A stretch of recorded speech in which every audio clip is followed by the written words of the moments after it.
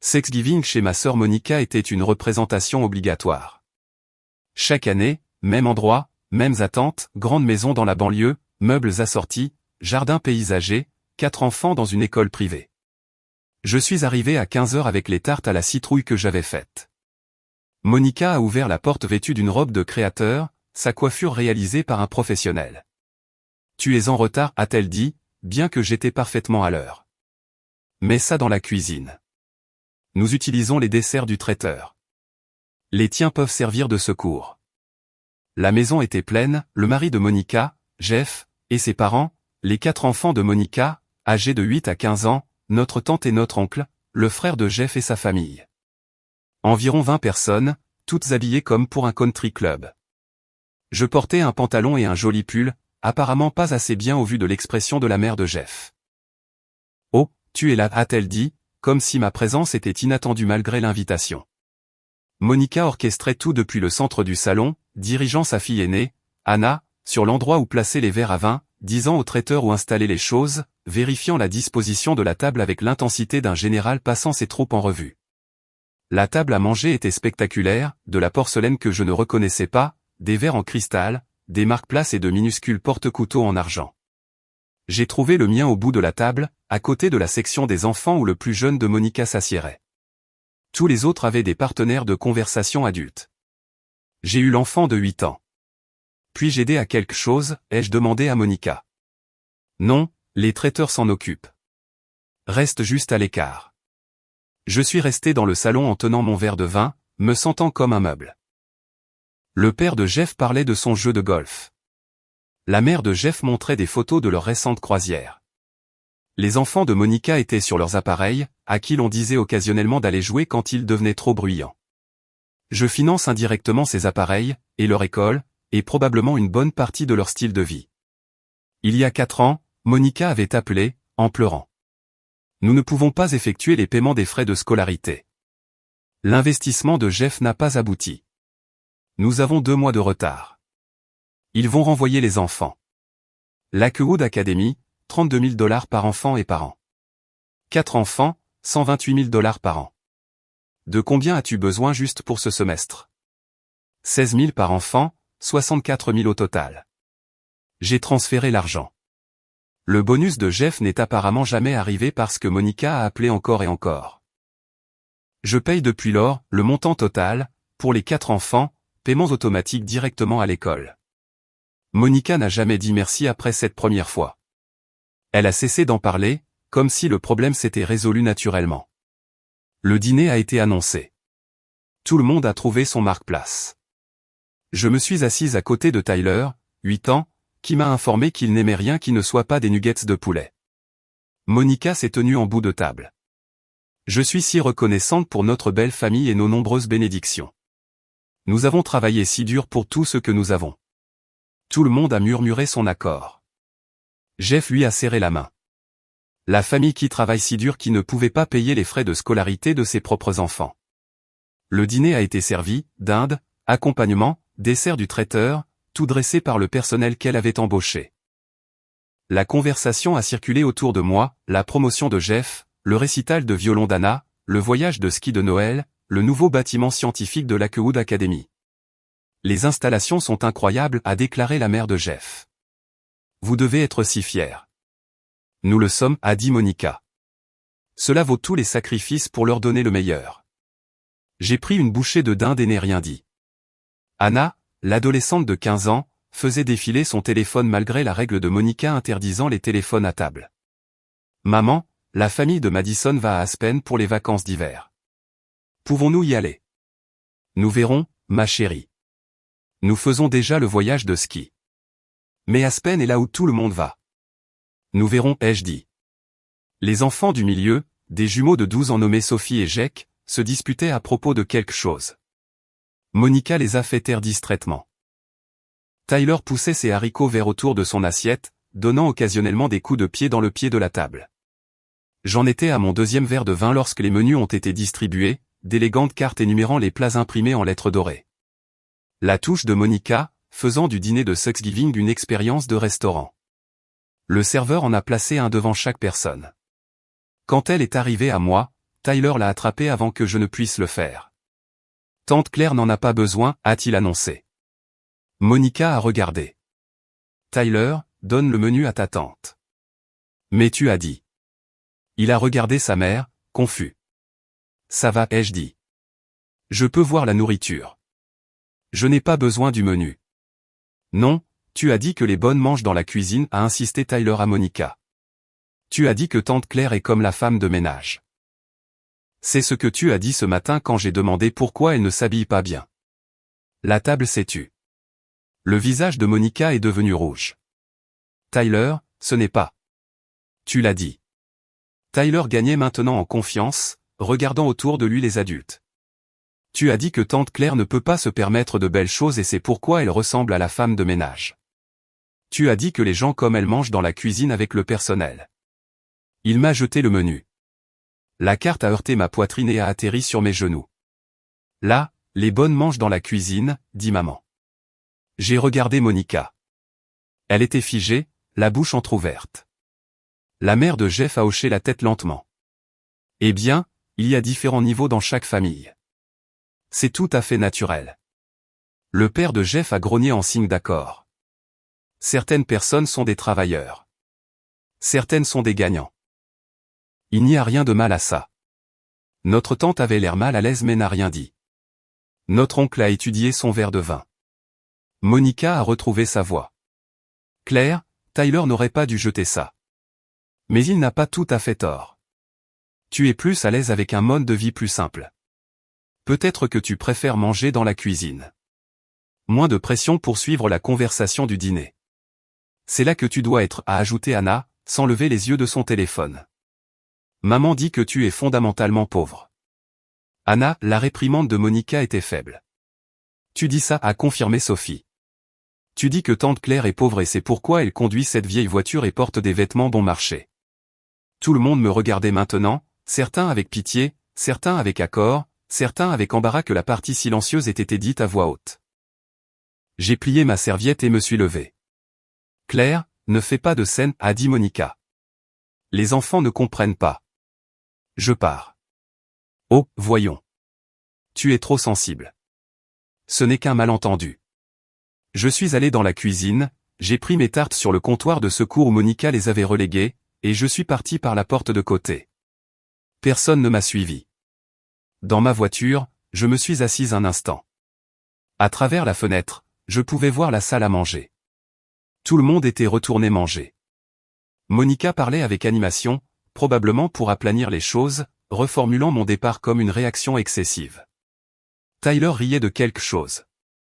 Anna était de retour sur son téléphone. La vie continuait sans interruption. Je suis rentré chez moi dans mon appartement, petit, modeste, dans un immeuble ancien, le genre d'endroit que Monica qualifierait de triste ou de débutant bien que j'y vive depuis 8 ans. Je pouvais me permettre mieux. Je gagnais bien ma vie en tant que consultante en logiciel, 6 chiffres, des contrats stables, d'excellents avantages sociaux. Mais je vivais simplement parce que $128 000 de mon revenu annuel allait à la Lakewood Academy, pour 4 enfants à qui on avait enseigné que j'étais fondamentalement une femme de ménage. J'ai ouvert mon ordinateur portable et me suis connecté à mon compte bancaire. J'ai trouvé la configuration du paiement automatique pour la Lakewood Academy, 4 paiements mensuels de $10 667 chacun. Je les ai tous annulés. Puis j'ai rédigé un courriel au service de facturation de l'école, veuillez noter que je ne couvrirai plus les frais de scolarité de Anna, Sophie, Jake et Tyler Morrison, à compter d'aujourd'hui. Tous les paiements futurs sont la responsabilité des parents. Merci. J'ai cliqué sur envoyer. Puis je suis allé me coucher. Mon téléphone a commencé à sonner à 7 heures le lendemain matin. Le numéro de Monica. J'ai laissé passer à la messagerie vocale.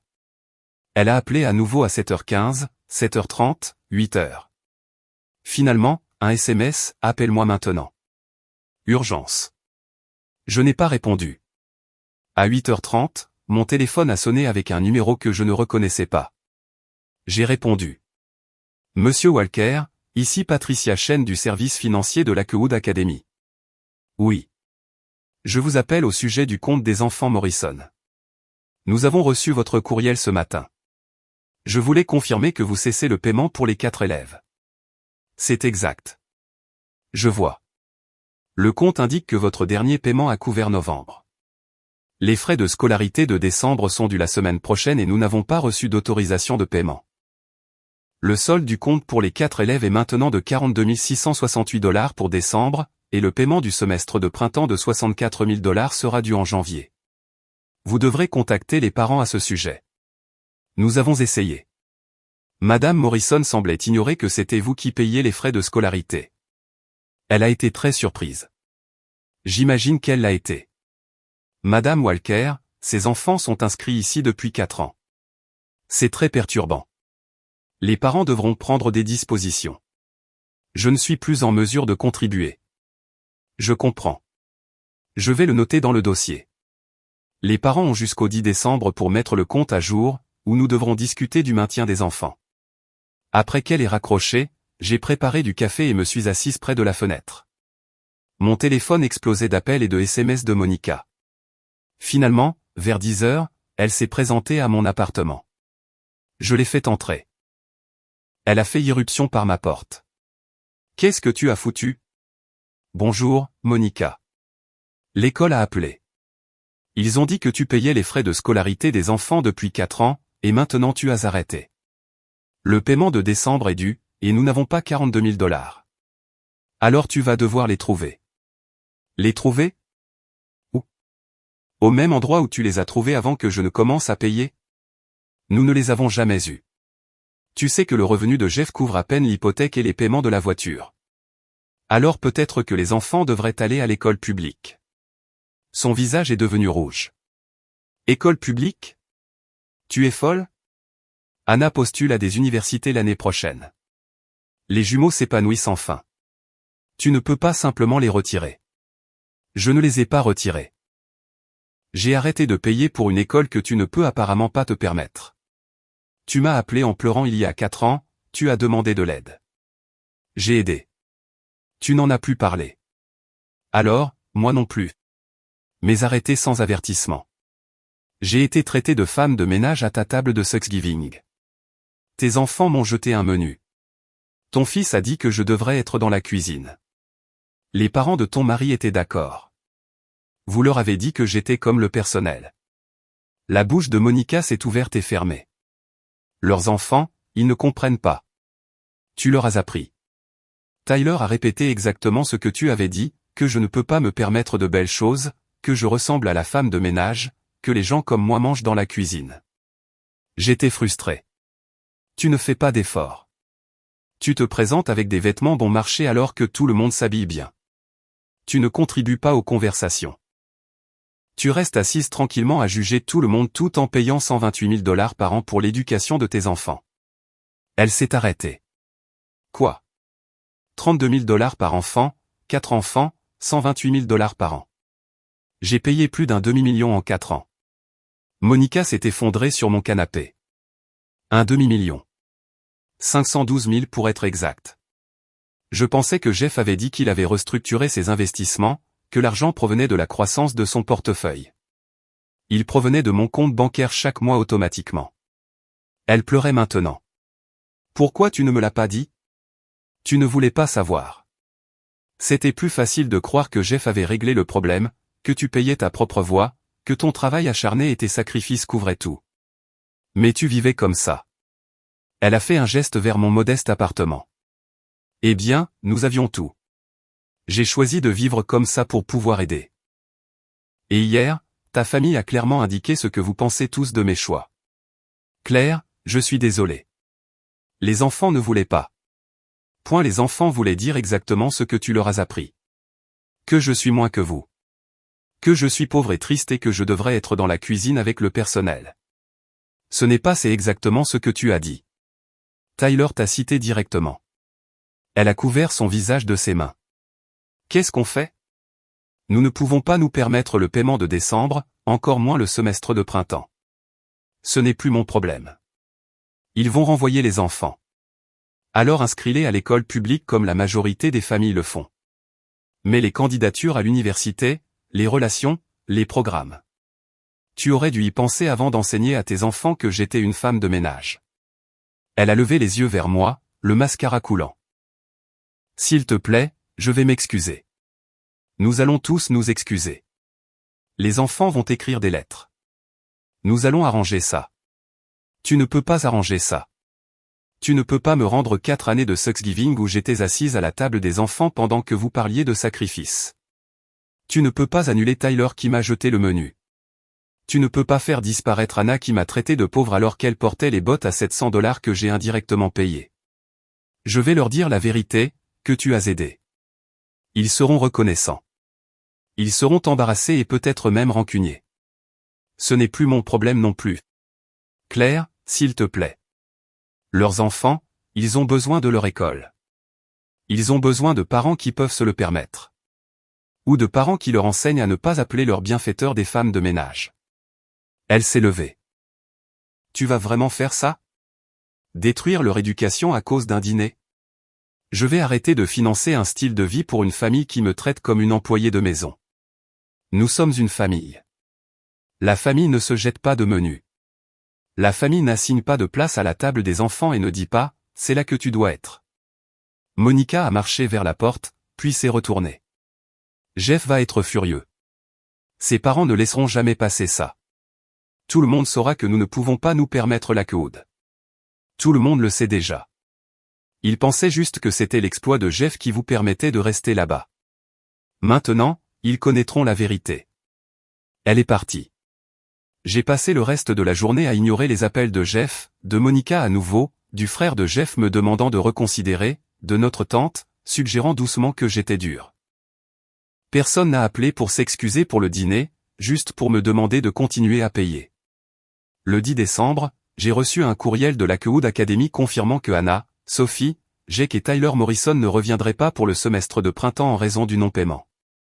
Monica a posté sur les réseaux sociaux à quel point ils avaient décidé que l'école publique serait meilleure pour les enfants, plus de diversité, plus d'expérience du monde réel, un choix conscient.